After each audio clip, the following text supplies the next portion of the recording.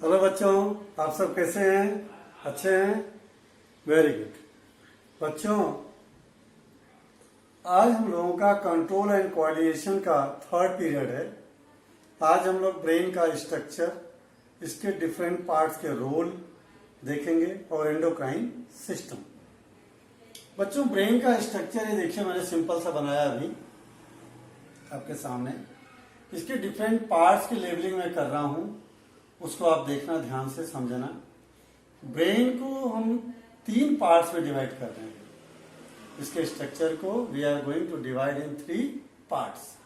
सबसे पहले जो ये नीचे वाला पोर्शन है, देखे यहां से लेकर के ये मैंने डॉट लगाया, ये नीचे का जो है हिंड ब्रेन, हिंड मीन्स पीछे का ब्रेन है। इसके मेनली 3 पार्ट्स हैं। एक तो ये पोन है,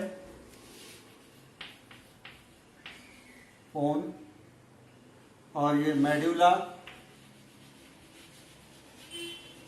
मेडुला का नाम दूसरा मेडुला ऑब्लोंगेटा भी है, मेडुला ऑब्लोंगेटा। और ये है सेरिबेलम, सेरिबेलम। तीनों मिलकर के ये क्या कराएंगे? हिंड ब्रेन, पीछे का ब्रेन। चूंकि ये हमारे पिछले वाले हिस्से में होते हैं सारे पोर्शन यहां लिए हुए, इसलिए इसको नाम दिया गया हिंड ब्रेन। हिंड ब्रेन में से ये जो देख रहे हो जा रहा है, यही ब्रेन से अटैच कॉर्ड है, रस्सी जैसा, जो कि स्पाइनल कॉर्ड है। हमारी बैकबोन में नीचे तक एकदम गई है। This is the spinal cord. इनके अभी रोल के बारे में बात करता हूं मैं। और यहां बीच में जो देख रहे हैं ये है हमारा मिड ब्रेन। कौन सा? Mid brain. मिड ब्रेन में यहां 2 ग्लैंड्स हैं, देखें कि एक ये ग्लैंड और एक ये ग्लैंड। ये जो है इनके फंक्शन हम एंडोक्राइन सिस्टम में पढ़ेंगे। ये हाइपोथैलेमस ग्लैंड, हाइपोथैलेमस, और ये इसके नीचे पिट्यूटरी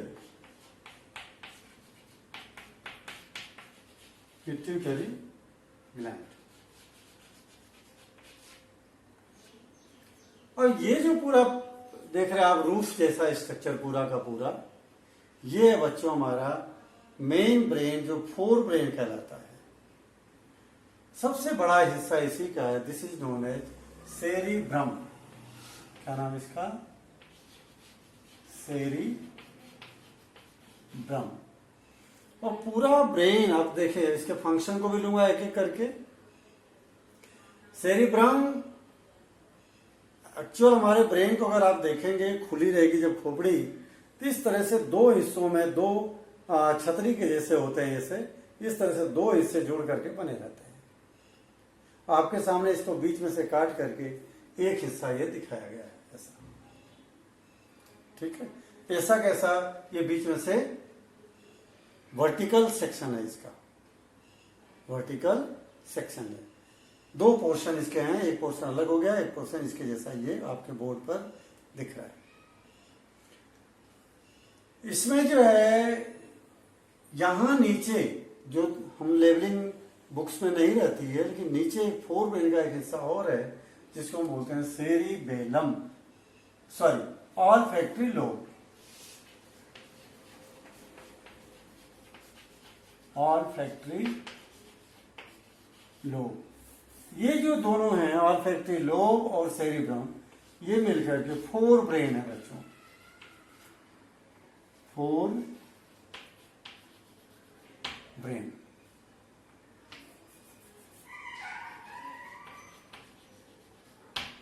ये 4 ब्रेन हमारे, ये दोनों 4 ब्रेन, ये मिड ब्रेन, और ये पूरा तीनों हिंड ब्रेन। अब इसके स्ट्रक्चर में एक चीज और रह गई है।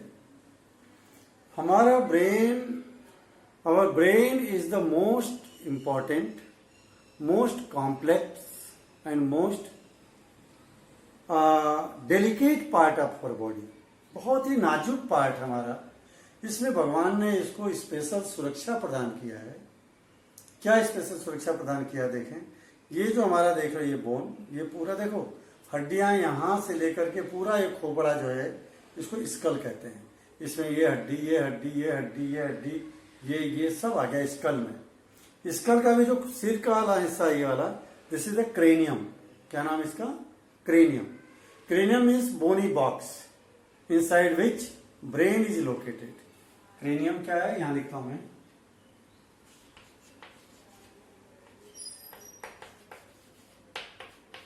bony box in which brain is located। ये क्रेनियम। ठीक, क्रेनियम किस लिए है? 3 चीजें बताऊंगा।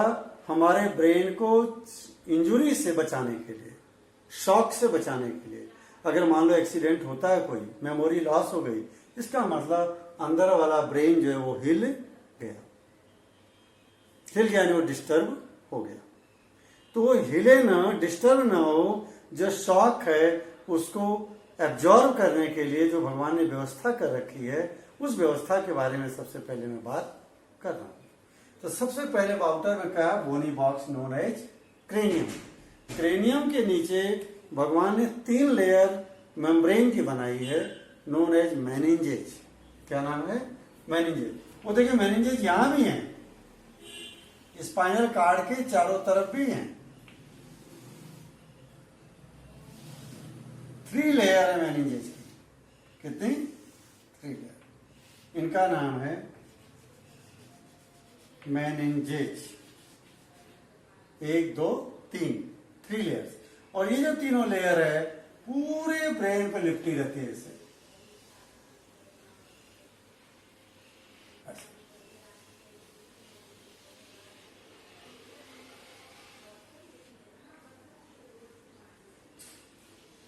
तीनों लेयर इसमें चारों तरफ से लिपटी, और इसके ऊपर होता है बोनी बॉक्स, क्रेनियम। क्रेनियम जो है एक ही सिंगल नहीं होता है, ये पीसेस में होता है। जैसे फुटबॉल के ऊपर देखा होगा आपने, छोटे छोटे ब्लॉक में सिले रहते हैं ऐसे, इस तरह से। ऐसे ही हमारी जो क्रेनियम है, इसकी हड्डियां एक दूसरे में ऐसे फंसी रहती हैं और छोटे छोटे ब्लॉक में बोन्स होती है। बच्चों, ये मेनिंजेज और मेनिंजेज के बीच में फ्लूइड भरा हुआ है यहाँ पे, जिसको बोलते हैं सेरिब्रो स्पाइनल फ्लूइड। क्या बोलेंगे? Cerebro spinal fluid. Cerebro spinal fluid. Cerebro spinal fluid, meninges और क्रेनियम, तीनों ध्यान दें। यहां से मैं रोल हटा रहा हूं क्रेनियम का।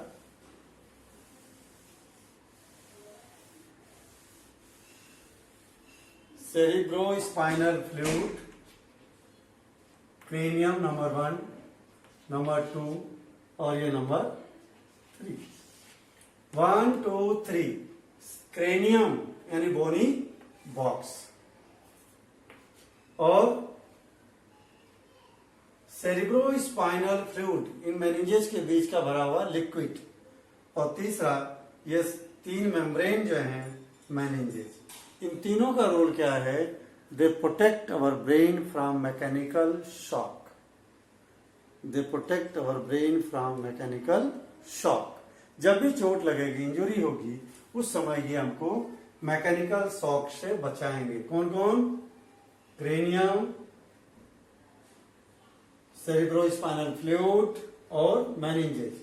क्या लिखेंगे? प्रोटेक्ट ब्रेन फ्रॉम, इसको भी मिटा देता हूं यहां से, मैकेनिकल शॉक। मैकेनिकल शॉक से जो है ये प्रोटेक्ट करेंगे कौन?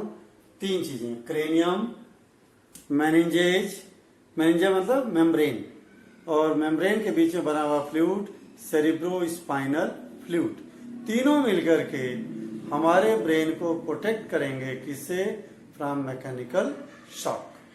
तब मैं यहां से जगह क्लियर कर देता हूं। अब थोड़ा सा इन तीनों की बात खत्म हो गई है। अब बात करते हैं सबसे पहले एक एक करके हिंड ब्रेन की रोल की बात करते हैं। हिंड ब्रेन में बच्चों पोन है। पहले पोन का जो मेन रोल है यही लिख देता हूं मैं, यहां लिखता हूं। पोन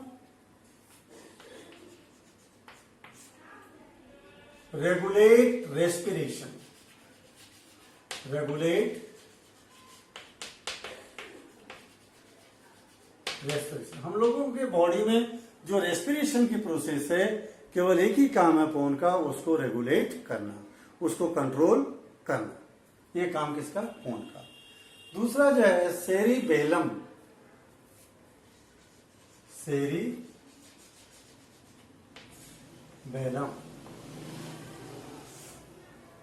इसका काम क्या? Maintain body posture and movement, maintain या control body posture and movement when we are dancing, lifting a pencil. जैसे हम झुकते हैं पेंसिल उठाने के लिए, उसमें हमारे बॉडी के पोस्चर को मेंटेन करने का काम सेरिबेलम। डांस कर रहे हैं, बॉडी के बैलेंस को बनाने का काम सेरिबेलम का। तो क्या हो जाएगा? मेंटेन बॉडी पोस्चर या control body posture and movement. ये रोल इसके हो गए, बॉडी पोस्चर और बॉडी पोस्चर और मूवमेंट को कंट्रोल करने का काम सेरिबेलम। बच्चों ये हाइपोथैलेमस का डायग्राम में देख रहे हैं ना, मैं रब कर रहा हूं। पिट्यूटरी ग्लैंड देख रहे हैं, ये हमारी एंडोक्राइन ग्लैंड्स हैं जो हार्मोन्स रिलीज करती हैं। इनके फंक्शन में अभी बताऊंगा एंडोक्राइन सिस्टम में। ब्रेन के पार्ट में इनका रोल नहीं है। इसको यहां से रब कर रहा हूं, डायग्राम आपके पास आ गया, लोकेशन पता चल गई है। थर्ड है medulla, medulla. Medulla control involuntary function, ऐसे फंक्शन जिसपे हमारा कंट्रोल नहीं है। इनवॉलेंट्री फंक्शन से मतलब स्नीजिंग, छींक का आना, कफिंग, खांसी आना, वोमिटिंग, उल्टी आना, हार्ट बीट, हार्ट का बीटिंग करना, ब्लड प्रेशर। ये सारा काम जो हमारे बस में नहीं है उसको कंट्रोल करने का काम कौन करता है? Medulla. Control involuntary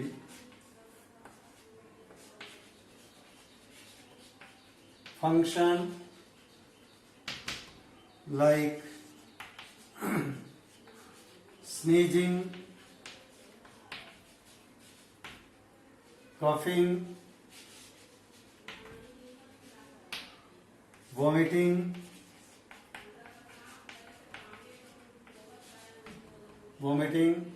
blood pressure और हार्ट बीट। ये सब काम किसका है? किसका? मेडुला का। देखिए हिंड ब्रेन के तीनों का रोल बता दिया। पोन का काम क्या है? नंबर 1 देखें, पोन रेगुलेट रेस्पिरेशन। और सेरिबेलम का काम क्या है? Control body posture and movement at the time of dancing, cycling, running, jumping. Medulla का काम क्या है? Control involuntary function like sneezing, coughing, vomiting, blood pressure, heart beat. ये सारा काम जो है हिंड ब्रेन का बात कंप्लीट हो गई। अब बात करते हैं मिड ब्रेन के रोल की।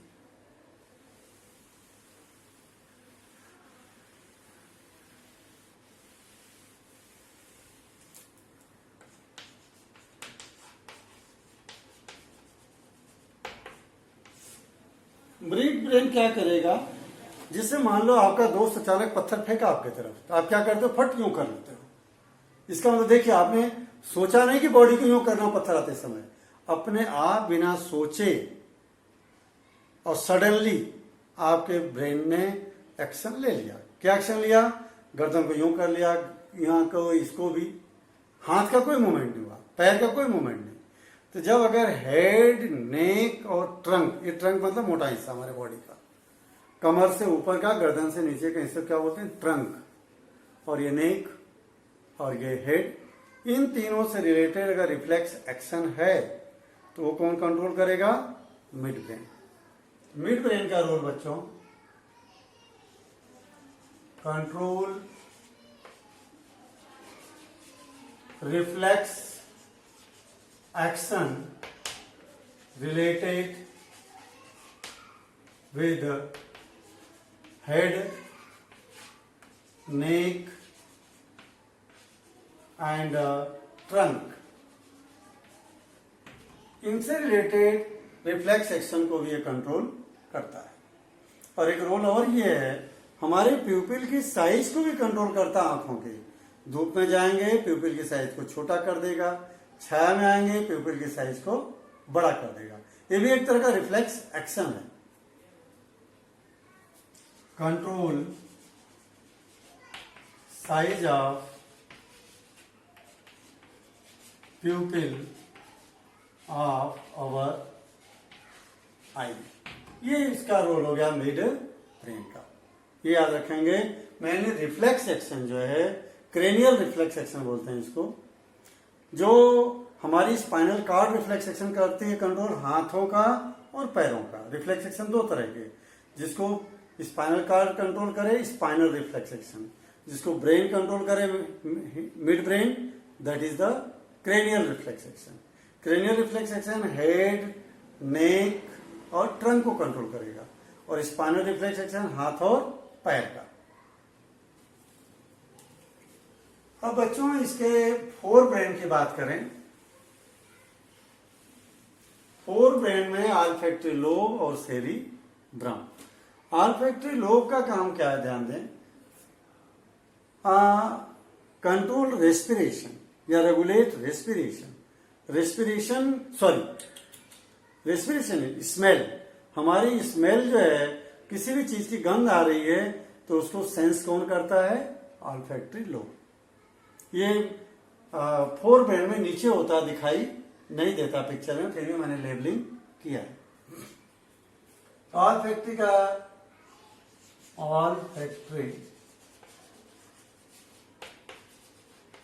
लोब क्या काम है? रेगुलेट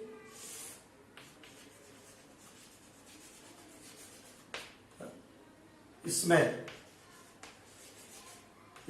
को रेगुलेट करेगा। स्मेल के लिए रिस्पॉन्सिबल है, या रिस्पॉन्सिबल फॉर स्मेल। और जो सेरिब्रम है, सेरिब्रम के लिए आप जाने, हमारे ब्रेन का most complex, most important part है ये, क्योंकि इसके रोल बड़े इंपॉर्टेंट हैं। इसके रोल की मैं बात करता हूं। सेरिब्रम, इसके 3 रोल पढ़ेंगे बच्चों। Number 1, it is high thinking area. सोचने का जो काम है यहीं पे होता है। अगर हम कोई विचार करते हैं, कोई चिंतन करते हैं, तो कहां करेंगे? Cerebrum. Second,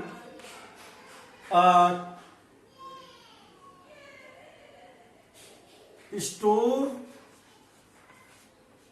memory and experiences. जितने हमारे अनुभव हैं, जो भी हमारी मेमोरी है पुरानी, सब सेरिब्रम में स्टोर रहेंगे। एक तरह से कंप्यूटर में जो हार्ड डिस्क होती है, तो हमारे ब्रेन की हार्ड डिस्क कौन सी है? सेरिब्रम।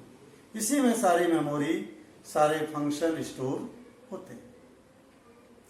बच्चों, अब इसका सबसे थर्ड इंपॉर्टेंट पार्ट बताने जा रहा हूं मैं, पूरी जगह ले रहा हूं मैं। थर्ड पॉइंट,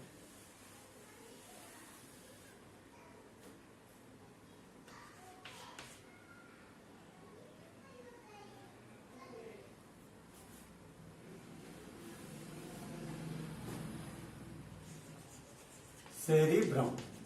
सेरिब्रम का third function.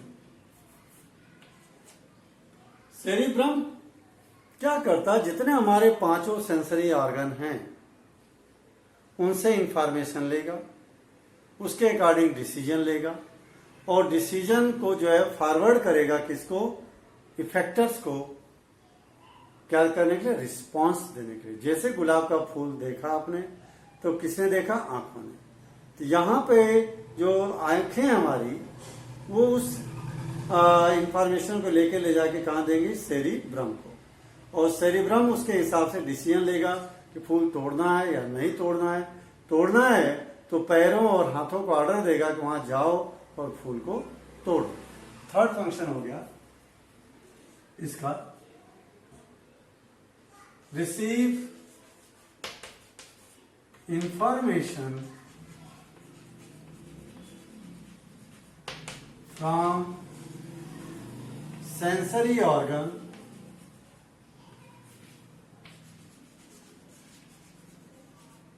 and take decision and forward it to effector,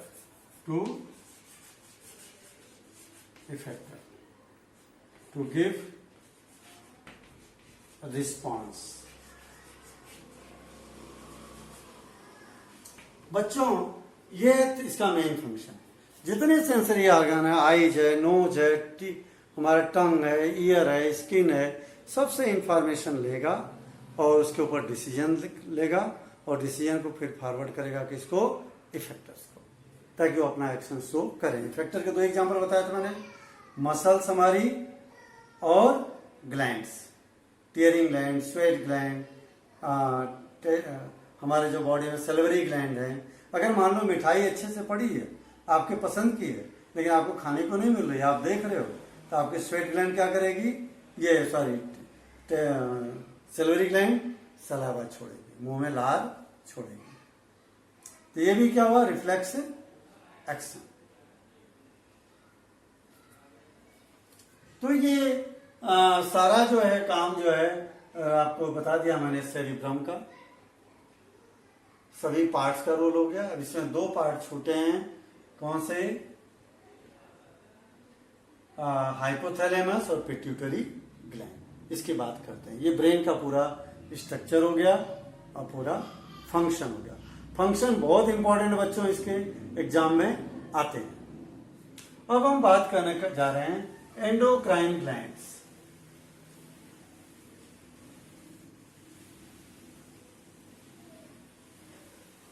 brain वाला पार्ट हमारा कंप्लीट हो गया।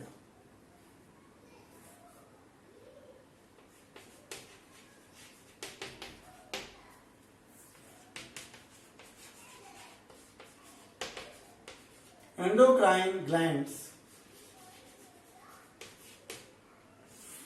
देखो बच्चों, हमारे एंडोक्राइन ग्लैंड्स मतलब ग्लैंड्स विच रिलीज हार्मोन्स, एक तरह से समझ लो। और अभी पूरी डेफिनेशन बताता हूं मैं।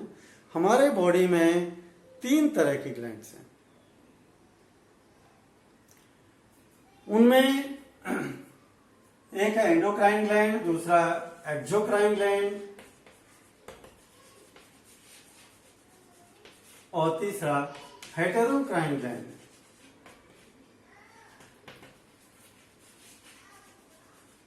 तीनों के फंक्शन के बारे में बात करें। एक्सोक्राइन ग्लैंड और एंडोक्राइन ग्लैंड में डिफरेंस समझ लें पहले। ऐसे ग्लैंड्स जो अपना सिक्रीशन डायरेक्ट ब्लड वेसल्स में डालती हो, उसके बाद अपनी कोई ट्यूब, कोई पाइप न हो, इसको डक्टलेस ग्लैंड भी कहते हैं। डक्ट मतलब पाइप, डक्टलेस ग्लैंड, ठीक है। और ये विद डक्ट।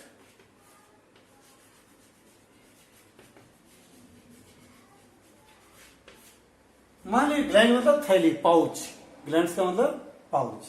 जैसे मान लीजिए हमारा जो है सैलिवरी ग्लैंड है, ये सैलिवरी ग्लैंड,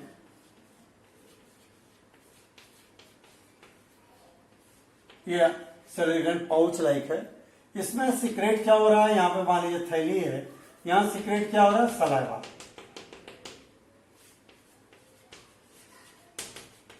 सलाइवा को मुंह में लाना ग्लैंड से, इसकी खुद की पाइप होगी, ये पाइप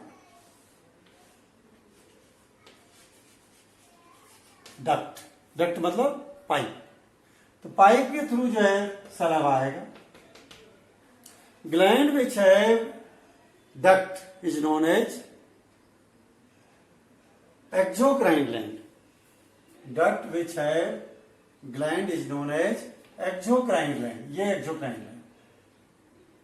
और एंडोक्राइन ग्लैंड में डक्ट नहीं होगी। देखें, मान लीजिए हमारा ये पैनक्रियाज है, क्या है,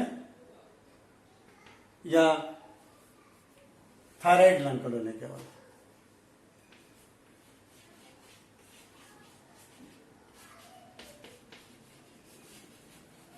थायराइड ग्लैंड। थायराइड ग्लैंड के पास अपनी कोई पाइप नहीं है, इट हैज नो डक्ट। तो अपनी सिक्रेशन को जहां जरूरत वहां भेजेगा कैसे? इसमें से अगर कोई ब्लड वेसल्स जा रही है, मान लीजिए ब्लड वेसल्स,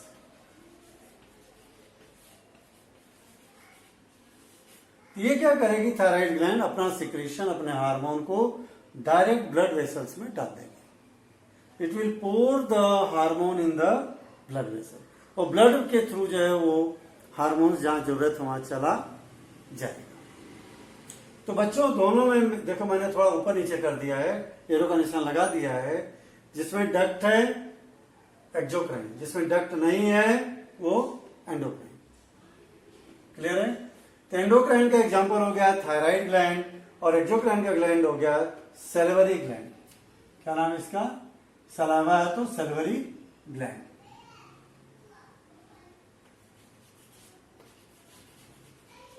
सैलिवरी ग्लैंड, ठीक है। अब हेट्रोक्राइन ग्लैंड कौन सी हैं? Gland which perform both the function exocrine and endocrine, जिनमें दोनों फंक्शन हो, एक्सो का भी हो और एंडो का भी हो। जैसे एग्जांपल के लिए gland which perform both exocrine and endocrine function. ऐसी ग्लैंड जो दोनों फंक्शन करती हो, अपना सिक्रेशन ब्लड में भी डालती हो और अपना सिक्रेशन ब्लड पाइप के थ्रू भेजती हो। जैसे एग्जांपल करता हूं, आपने लाइव प्रोसेस में पेनक्रियाज को पढ़ा। देखिए पेनक्रियाज का स्ट्रक्चर ऐसा था, इसके अंदर ये डक्ट है। पैनक्रियाटिक जूस, पैनक्रियाटिक जूस जो है ये पाइप के थ्रू लाती है, डक्ट। इसके अंदर फ्लूइड क्या भरा है? Pancreatic juice. ये जो है एक्सोक्राइन का भी काम कर रही है, और इंसुलिन हार्मोन भी सीक्रेट करती है। कौन सा हार्मोन? इंसुलिन। तो इसमें से जो ब्लड वेसल्स जाती हैं, ये ब्लड वेसल्स, उसके अंदर ये हार्मोन को डाल देती है, इंसुलिन हार्मोन को, ठीक है। और इसीलिए ये दोनों फंक्शन कर रही है, एक्सो का भी और एंडो का। एक्सो के थ्रू क्या भेज रही है? पैनक्रियाटिक जूस, और एंडो के थ्रू क्या भेज रही है? Hormone, insulin hormone, glucagon hormone. किसमें डाल रहे हैं? डायरेक्ट ब्लड वेसल्स में। तो pancreas is the heterocrine gland. Pancreas किसका एग्जांपल है? हेट्रोक्राइन ग्लैंड का। ये है एग्जांपल पैनक्रियाज, इसका एग्जांपल है ये हेट्रोक्राइन ग्लैंड का। और एक्सोक्राइन ग्लैंड का एग्जांपल क्या दिया मैंने? Salivary gland. एंडोक्राइन ग्लैंड का एग्जांपल क्या दिया? Thyroid gland. ठीक, हेट्रो मीनिंग समझ में आ गया होगा। जिस ग्लैंड के पास अपना पाइप होगी वो एक्सोक्राइन ग्लैंड, जिसके पास अपनी पाइप नहीं होगी वो एंडोक्राइन ग्लैंड, जिसके पास कुछ चीजें पाइप के थ्रू भेजेगा, कुछ चीजें डायरेक्ट ब्लड में डालेगा, वो हेटेरोक्राइन ग्लैंड। ओके बच्चों, अब बात करते हैं कि एंडोक्राइन ग्लैंड मतलब gland which have no duct, यानी ductless gland, they release hormones. इसकी बात करते हैं, हमारे कोर्स में इसी को मेनली बात करना है।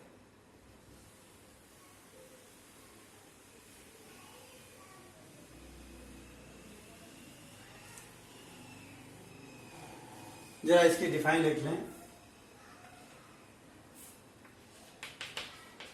Endocrine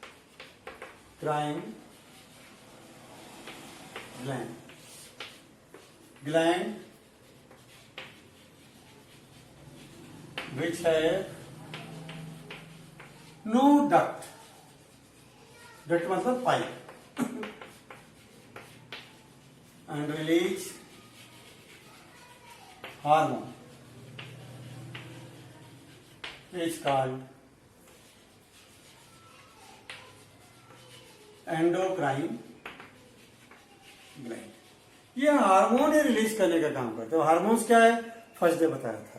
hormones are chemically protein, hormones are chemically protein which regulate body growth and control and coordinate body function.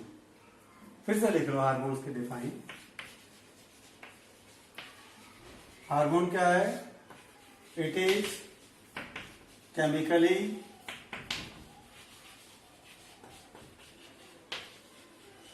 protein which regulate body growth and control and coordinate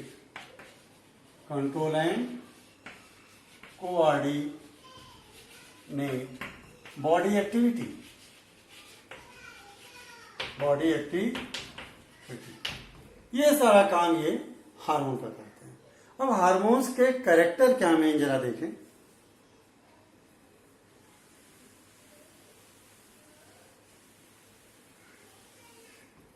main जो इसके character है, it is required in very small quantity. Characters of hormone, तीन character बता रहा हूं। It is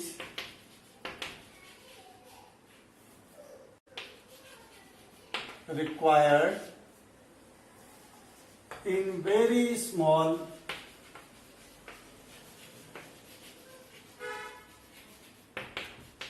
quantity, बहुत कम मात्रा में जरूरत होती है। It is also known as chemical messenger. कारण इसका, जहां पे सीक्रेट होता है वहां पे अपना फंक्शन शो नहीं करता है, दूसरे जगह पे अपना फंक्शन शो करता है। So it is called chemical messenger. Number 2,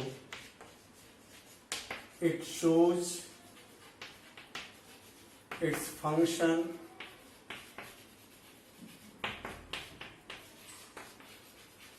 other than its site of secretion। जहां ये सिक्रेट होगा, रिलीज होगा, वहां के अलावा दूसरे जगह function, it shows its function other than it's site of secretion,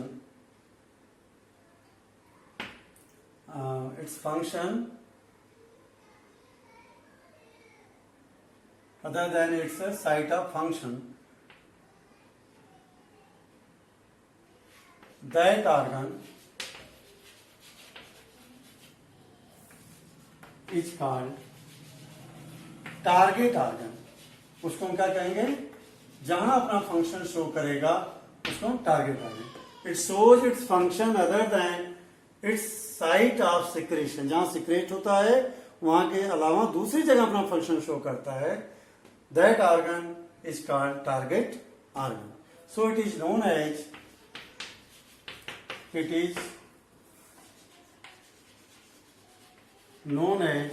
chemical messenger.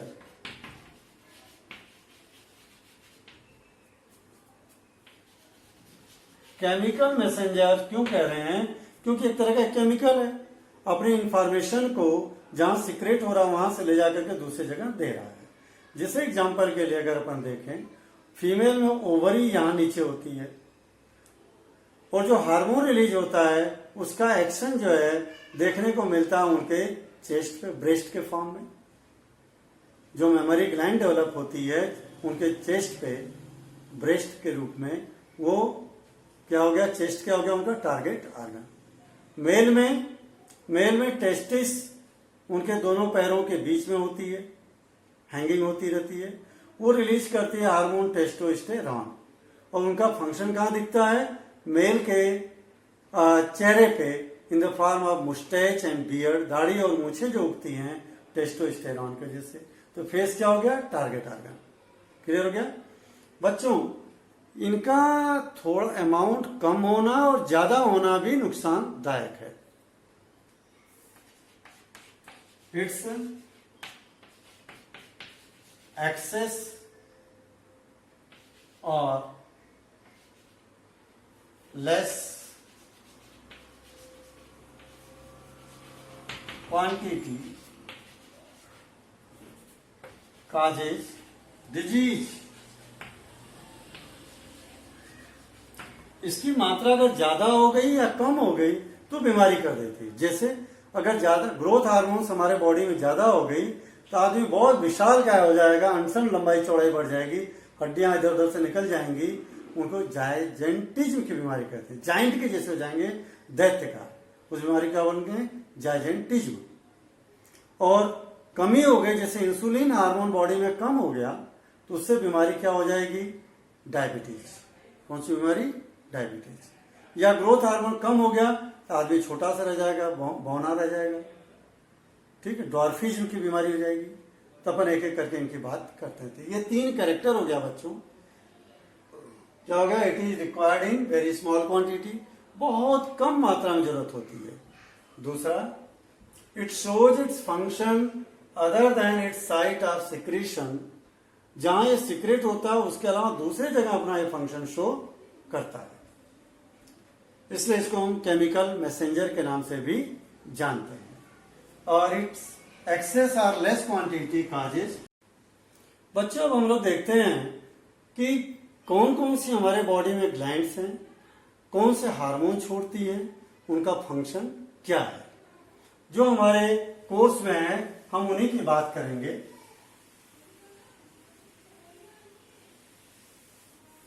एक एक ग्लैंड की तीनों बातें मैं बताऊंगा।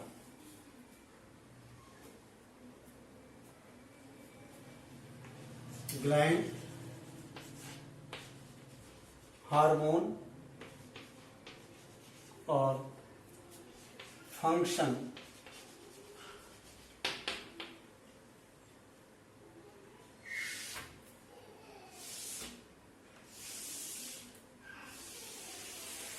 और जो भी एक्स्ट्रा बातें होंगी उनको भी हम लोग यहीं पे कर लेंगे। जैसे एग्जांपल के पहला हम बात कर रहे हैं हाइपोथैलेमस ग्लैंड।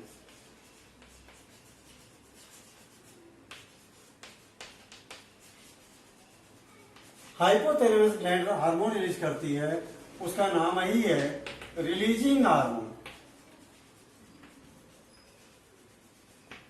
बच्चों इस रिलीजिंग हार्मोन का एक ही काम है, जो पिट्यूटरी ग्लैंड है उसके फंक्शन को कंट्रोल करती है। Control the function of pituitary gland, control the function of pituitary gland. और ये होती कहां है? ब्रेन के अंदर। हाइपोथैलेमस ग्लैंड कहां होती है? ब्रेन के अंदर। दूसरा जो है पिट्यूटरी ग्लैंड,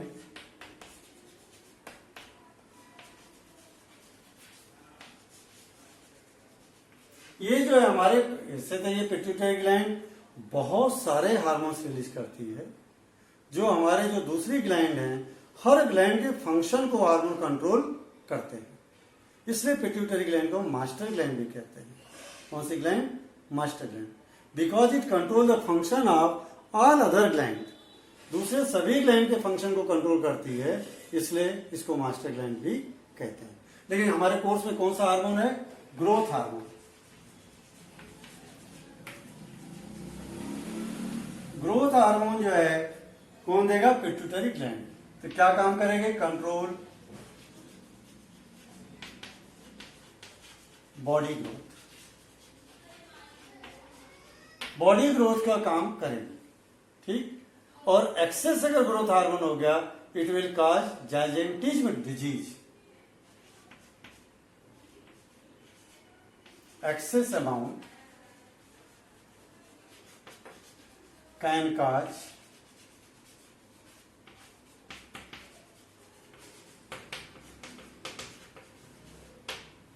जाइंटाइटिज्म, मतलब दैत्याकार वाली बीमारी, बॉडी अनसन बड़ी लंबी चौड़ी हो जाती है, आदमी सुडौल बराबर दिखता नहीं है। और it's less amount can cause dwarfism. Dwarfism मतलब बौनापन, आदमी छोटा ही रह जाएगा, 52 अंगुल का रह जाएगा, इसलिए इसको कहते हैं बौनापन। क्लियर है?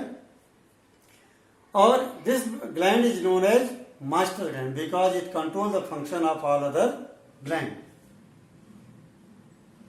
It is known as master gland. Master gland क्यों कह रहे हैं? Because it control the function of all other glands. मैं एसी के लाइन में लिख देता हूं, यहां से रब कर देता हूं।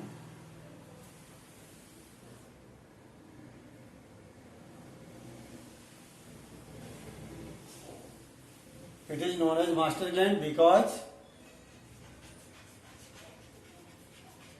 it controls function of all other glands. दूसरी जितने भी एंडोक्राइन ग्लैंड्स हैं उन सबका फंक्शन ये कंट्रोल करता है, so it is known as master gland. तो देखिए सिर में 2 ग्लैंड हो गई, कौन कौन सी? हाइपोथैलेमस और पिट्यूटरी। अब नीचे आए, गर्दन में हमारे जो है थायराइड ग्लैंड है। कौन सी ग्लैंड? Thyroid gland. उसकी बात करते हैं हम लोग।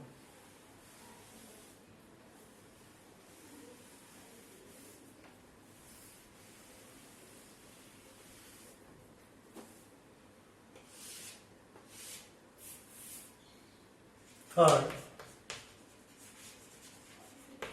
Thyroid gland. Thyroid gland releases thyroxine hormone. कौन सा हार्मोन? थायरॉक्सिन। थायरॉक्सिन हार्मोन कौन रिलीज करता है? Thyroid gland. बच्चों थायराइड ग्लैंड का थायरॉक्सिन हार्मोन का मेन कंपोनेंट है iodine. It's main component is iodine. Thyroid, अगर किसी में थायरॉक्सिन हार्मोन की कमी हो रही है तो बोलते हैं उसको आयोडाइज साल्ट खिलाओ।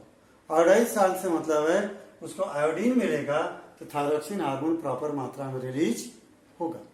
ठीक है, अब यहां देखते हैं थोड़ा सा इसका, फिर मैं इसके बारे में और बताता हूं। थायरॉक्सिन हार्मोन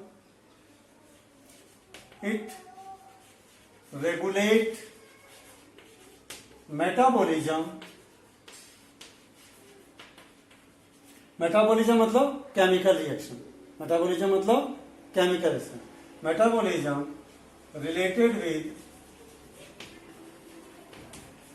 विद कार्बोहाइड्रेट,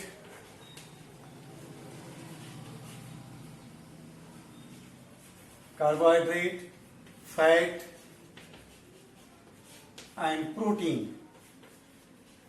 इसका मतलब ही हुआ बच्चों, जो हम खाने में खाते हैं, कार्बोहाइड्रेट्स खाते हैं, फैट खाते हैं, प्रोटीन खाते हैं, उनसे रिलेटेड हमारे बॉडी में जो भी केमिकल रिएक्शन है वो कौन कंट्रोल करेगा? Thyroxine hormone.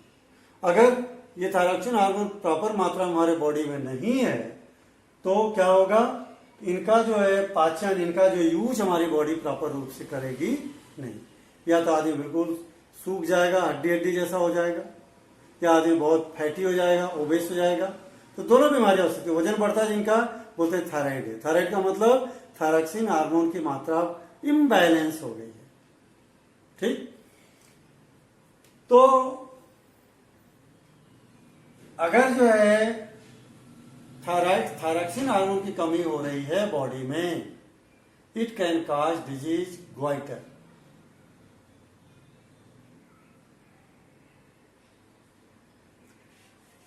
Less amount of thyroxine can cause disease known as goitre. Goitre मतलब गला सूज जाएगा, थायराइड ग्लैंड सूज करके बाहर आ जाएगी, जिसको हिंदी में घेंगे की बीमारी कहते हैं। तो ये बीमारी होती है, और इससे बचने का एक ही उपाय है और कोई उपाय नहीं है कि आयोडाइज साल्ट दें। जैसे धीरे धीरे आयोडीन की मात्रा पूरी होगी और बीमारी अपने आप ठीक होगी। ओके बच्चों, अब नीचे और आते हैं। यहाँ के बाद हम लोग किडनी के पास, यहाँ सॉरी किडनी हमारी यहाँ पहुंचते हैं। किडनी के ऊपर भी एक ग्लैंड होती है, जस्ट किडनी है ये, इसके डॉर्सल सरफेस पे यहाँ पे कौन सी एड्रीनल ग्लैंड है, कौन सी एड्रीनल ग्लैंड।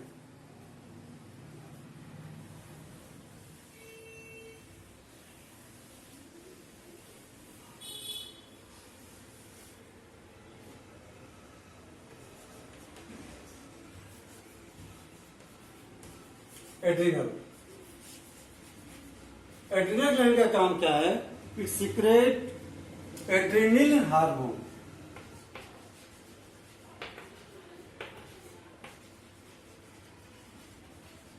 इसको इमरजेंसी हार्मोन भी कहते हैं।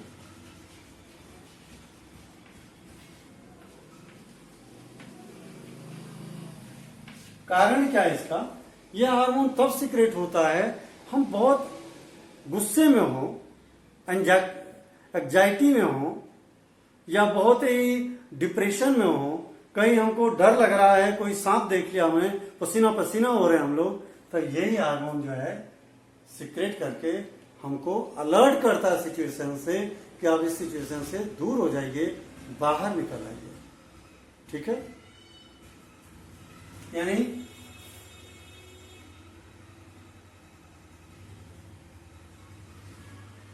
अलर्ट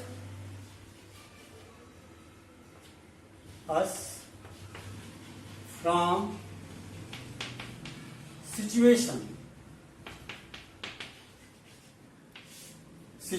से हमको अलर्ट करता है, and suggest to come out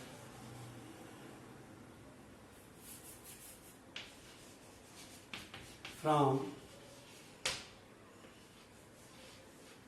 danger situation।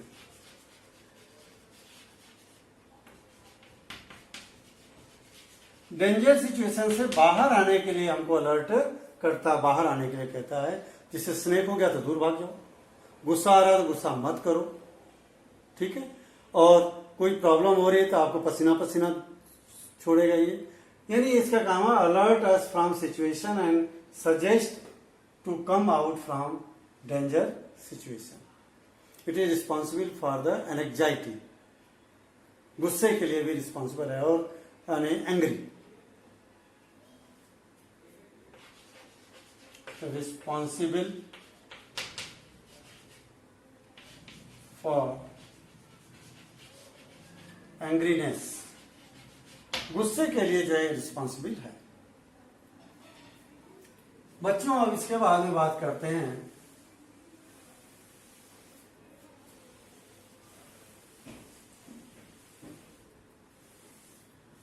हम लोग, हमारे नीचे आते हैं तो पेनक्रियाज मिलते हैं हमको। डाइजेस्टिव सिस्टम लाइफ प्रोसेस में भी पढ़ा आपने, पेनक्रियाटिक जूस देती है। इसके अलावा 2 हार्मोन भी रिलीज करती है। तो फोर्थ ग्लैंड हो गई, 1 2 3 4, एक पांचवा हो गई पेनक्रियाज। पेनक्रियाज क्या करेगी? रिलीज इंसुलिन और glucagon.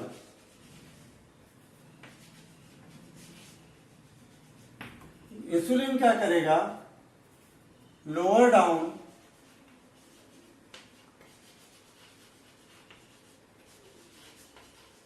Blood sugar, blood sugar को कम करेगा, यानी उसको डाउन करेगा, कम करेगा, उसको डाइजेस्ट करेगा उसको। और ग्लूकागन क्या करेगा? Increase blood sugar. ये घटाने का काम करता है और ये बढ़ाने का काम करता है। इसके वजह से हम लोगों के बॉडी में शुगर की मात्रा बैलेंस होती है, न तो कम न तो ज्यादा। और excess less amount of insulin hormone can cause the diabetes. Less amount of insulin increase sugar level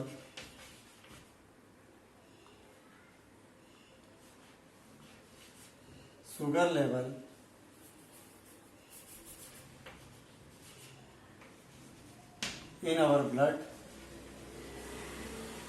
This situation is called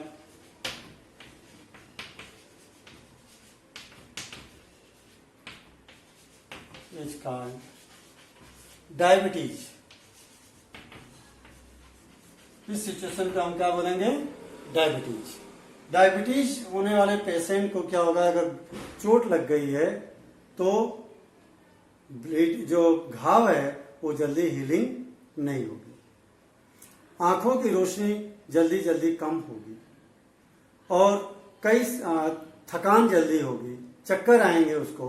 ये इंसुलिन की मात्रा कम होने से शुगर का लेवल बॉडी में बढ़ जाता है।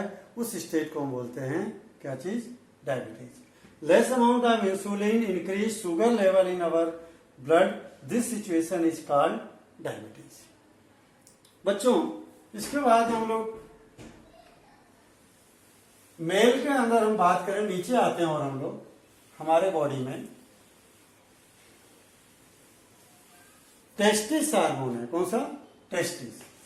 दोनों पैरों के बीच में between two legs of the male two round shaped structure are suspended.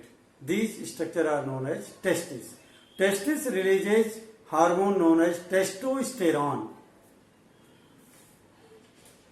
क्या नाम है उसका? टेस्टिस।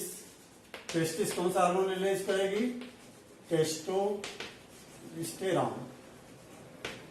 इसका काम क्या है? Regulate secondary male character,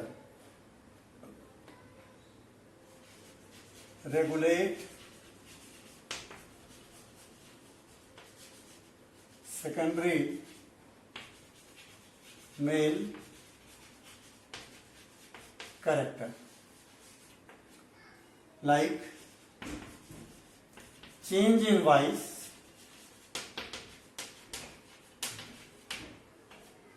growing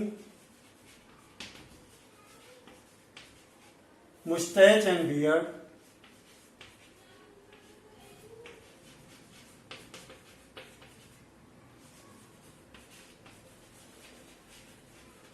दाढ़ी और मूछों का उगना, आवाज का बदलना, ये सब कौन रिस्पॉन्सिबल है? टेस्टोस्टेरॉन। सिमिलरली फीमेल के अंदर, ये मेल में बच्चों और फीमेल में ovary,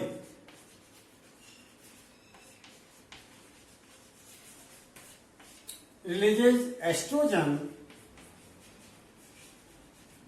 and progesterone.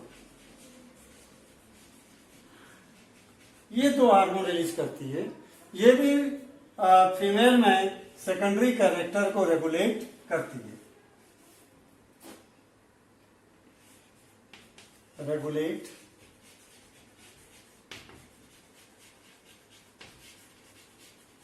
Secondary character. Secondary character से मतलब होता है जन्म के बाद में जो जो बॉडी में चेंजेज आते हैं उनको हम सेकेंडरी कैरेक्टर, जो जन्म से कैरेक्टर बॉडी रहते हैं उनको हम प्राइमरी कैरेक्टर कहते हैं। दाढ़ी मुझे बाद में उगती है इसलिए सेकेंडरी कैरेक्टर, आवाज में बाद में चेंज होता है सेकेंडरी कैरेक्टर, फीमेल में मेमोरी ग्लैंड जो चेस्ट पे डेवलप होती है वो बाद में डेवलप होती है, that is secondary character. Regulate secondary characters like development of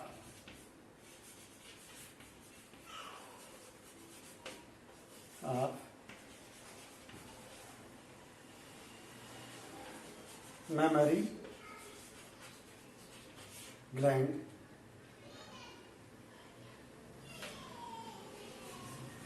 growing axial and pubic hair। Axial hair का मतलब हो गया बगल में जो बाल उगते हैं, ये चाहे मेल हो चाहे फीमेल दोनों में उगते हैं, ये सेकेंडरी कैरेक्टर में आ जाएगा।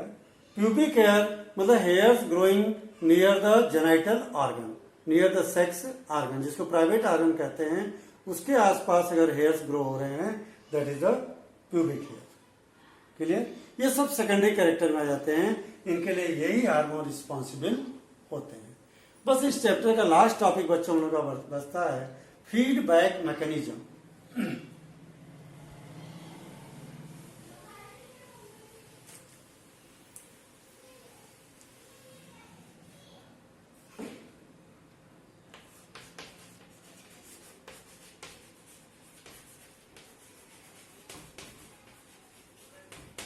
फीडबैक मैकेनिज्म से मतलब है जैसे मान लो कोई बच्चा है घर पे अपने मर्जी से कोई काम नहीं करता है, पापा ने कहा या मम्मी ने कहा बेटा 6 बज गया पढ़ने के लिए बैठो, तब वो पढ़ने के लिए बैठेगा। 7 बजते पापा बोलेंगे अरे बेटा 7 बज गया उठ जाओ, छोड़ दो पढ़ना, आ जाओ खाना खा लो, खाना खा लिया।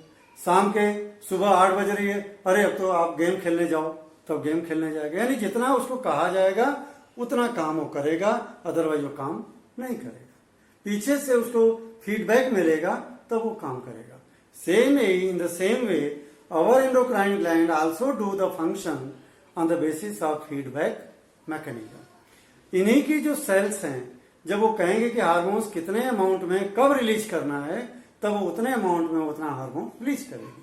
जैसे एग्जांपल के लिए suppose the sugar level increases in the blood, then cells present in the pancreas get information, sense the sugar level and give the order to the pancreas to release the insulin in what amount and at what time. This is known as feedback mechanism. Example से समझ लेते हैं इसको। Example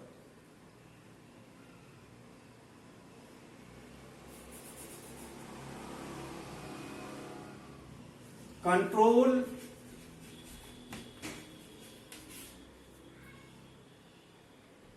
amount and timing।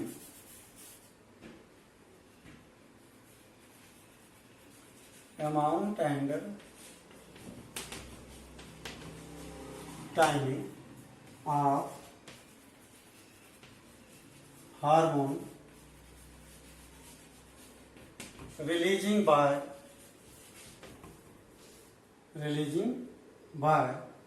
endocrine gland।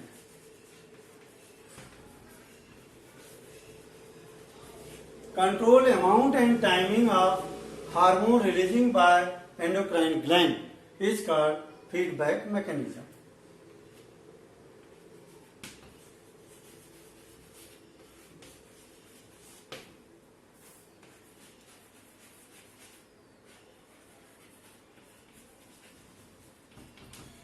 Example,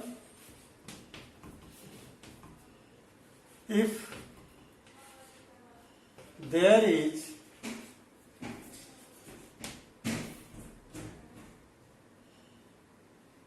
more sugar level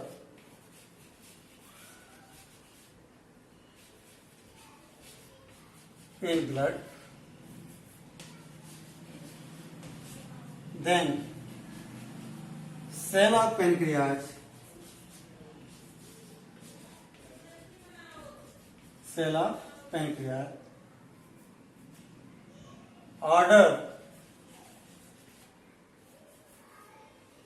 order to pancreas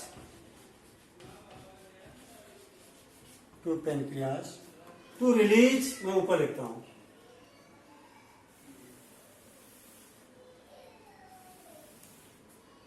pancreas to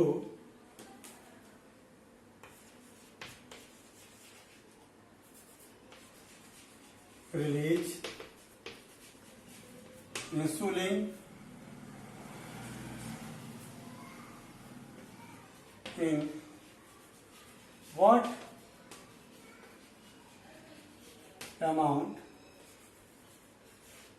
and when, कब और कितनी मात्रा में इंसुलिन हार्मोन रिलीज करना है ये बताएगी कौन, पैनक्रियाज की cell.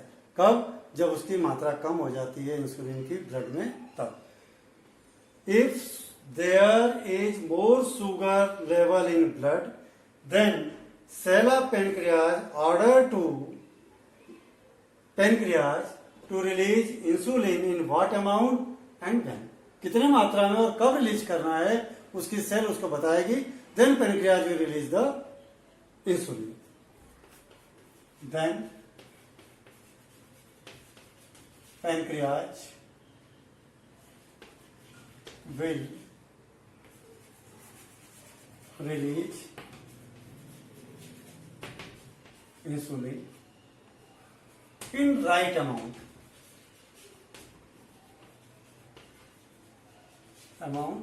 and at right time.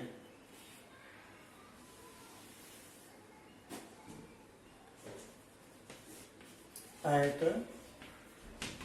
Right सही मात्रा में और कब, कितनी सही मात्रा में और सही समय पे पेनक्रियाज हार्मोन को रिलीज करेगी। इसी को हम बोलते हैं फीडबैक मैकेनिज्म। कहने का मतलब जब तक ऑर्डर मिलेगा नहीं काम होगा नहीं। बच्चों ये चैप्टर हम लोगों का यहाँ कंप्लीट होता है। ओके बच्चों, हैव ए गुड डे।